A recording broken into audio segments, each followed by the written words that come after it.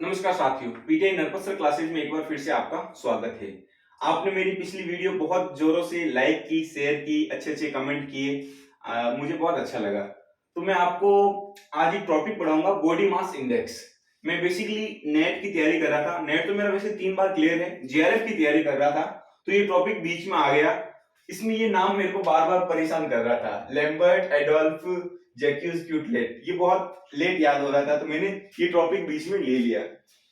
Body mass index क्या होता है? बॉडी मास इंडेक्स को हम शॉर्ट फॉर्म में बीएमआई के नाम से जानते हैं। बॉडी यानी शरीर, मास यानी द्रव्यमान, इंडेक्स यानी सूची, शरीर द्रव्यमान सूची।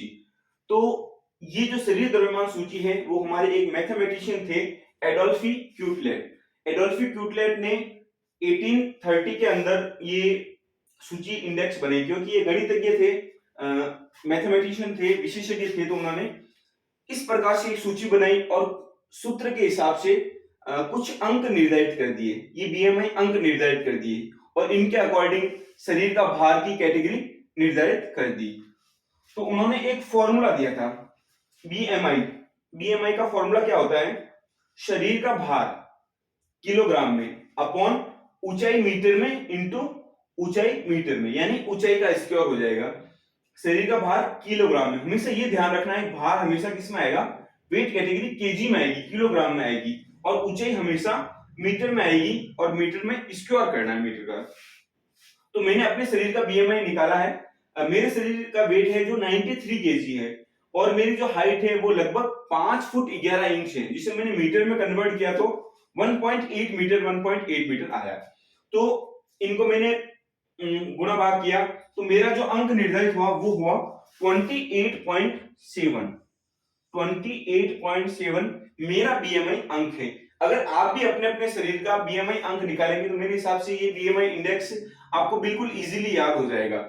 तो एडोल्फी क्यूटलेट साहब ने जो इंडेक्स बनाई थी उसके अंदर उन्होंने 5 कैटेगरी और 6 कैटेगरी लगभग उन्होंने बनाई। उसमें अल्प भार की कैटेगरी सबसे पहले बनाई। अल्प भार की कैटेगरी के अंदर उन्होंने अंक लिया 18.5 से कम।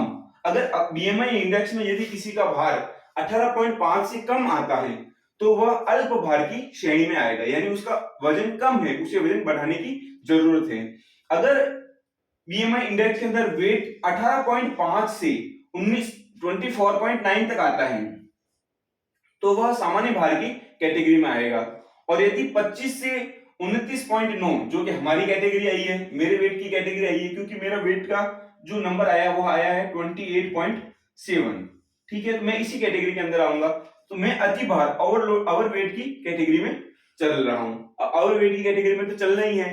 पिछले लगभग 6 महीनों से, ये जब से लॉकडाउन लगा है तब से रोजाना 5-6 घंटे कंटिन्यू बैठकर जीआरएफ एग्जाम की तैयारी कर रहे हैं, तो ओवर वेट तो होना ही था। पहले मेरा वेट 75 केजी था, तो मैं लगभग 22 के लगभग था। तो ये बहुत अच्छी कैटेगरी था, सामान्य भार के अंदर था, और इसमें भी बेस्ट कैटेगरी मानी जाती है 22 नंबर। और यदि 30 से 34.9 अंक आता है तो वो मोटापा क्लास फर्स्ट में आ जाता है या स्थूलता क्लास कैटेगरी में आ जाता है।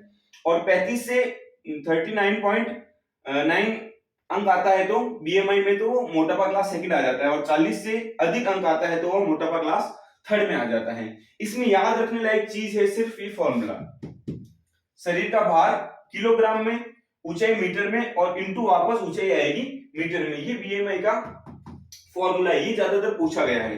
बाकी ये अंकों का निर्धारण तो अपन इजीली याद कर सकते हैं, क्योंकि 6 कैटेगरी है तो 18.5 से कम, फिर वापस अगर 18.5 से फिर आ गया 25 तक, फिर 25 से 30 तक, फिर 30 से 35 तक, फिर 35 से 40 तक, और फिर 40 प्लस। ये तो इजीली याद हो जाती है, 6 कैटेगरी है।